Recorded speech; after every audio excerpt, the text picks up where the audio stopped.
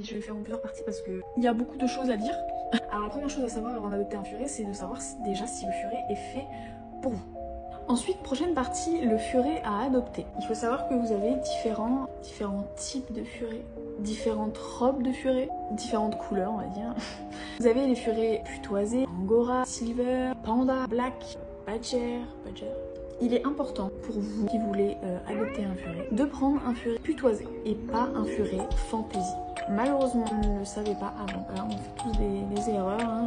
J'ai pas su avant d'adopter Toka que c'était mieux de ne pas adopter un furet de couleur ou un furet angora. Parce que le furet angora a des malformations au niveau de la narine, au niveau du crâne et a souvent des problèmes respiratoires. Et 75% des furets de couleur panda, badger, blanc, aux yeux noirs auraient des problèmes génétiques. Il faut savoir que tous les furets de couleur sont le résultat d'une consanguinité. Donc forcément, tous les furets de couleur seront plus sujets aux problèmes de santé. Forcément, c'est comme nous, hein, si on fait preuve de consanguinité, les enfants qu'on aura ont plus tendance du coup à avoir des problèmes de santé. Et des gros problèmes de santé pour le coup. Il faut savoir également qu'il y a des furets dont Toka fait partie, je pense, en tout cas j'espère pas. Les furets qui ont soit des marques blanches sur la tête, taches ou une flamme, des taches blanches sur le ventre, taches blanches sur les genoux, le reste du corps, la bavette, donc au niveau d'ici le blanc au niveau du cou, ou le bout des pattes blanches. Toutes ces taches-là, elles sont provoquées par un gène qu'on appelle le syndrome de Waardenburg. Les trois quarts des furets avec toutes les marques et les taches que je vous ai énumérées juste avant sont sourds. Donc en fait, ce qu'on appelle le syndrome de Waardenburg donne des colorations spéciales, mais apporterait également des malformations. De surdité de naissance ou progressive, cancer juvénile, déformation crânienne, déformation de l'urètre, tumeurs rénales, problèmes intestinaux, voilà. Est-ce que les éleveurs vous le diront? Non. Puisque les furets fantaisie font beaucoup de sous parce que les gens adorent ces furets. Il faut arrêter d'alimenter ce commerce-là de vente de furets fantaisie.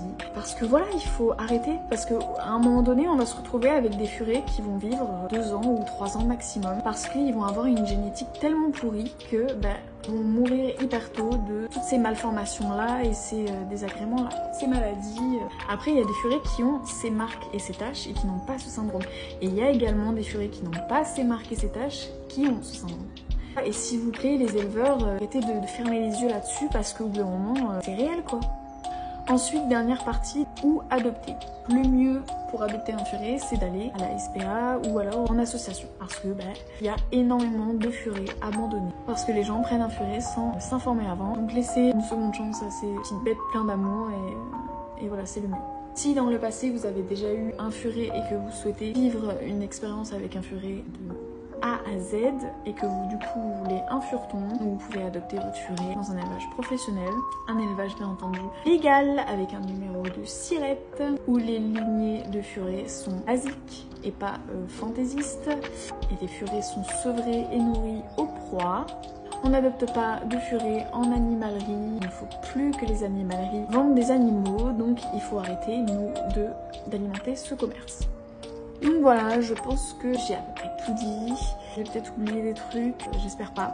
Donc voilà, cette vidéo, j'espère qu'elle va être vue par beaucoup de gens parce que c'est très important tout ce que j'ai dit. Les gens trouvent ça mignon, ils trouvent ça drôle.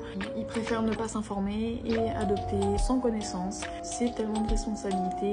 En tout cas, si vous avez pris connaissance de toutes ces choses, que vous allez bientôt avoir un furet, je vous souhaite tout le bonheur parce que un furet c'est que du bonheur. Et je souhaite aussi du bonheur à ceux qui n'en veulent pas. Quand même. Donc voilà, je vous fais des gros bisous. J'espère que cette vidéo vous aura plu. Il y en avait des choses à dire. Donc du coup, voilà. Bisous.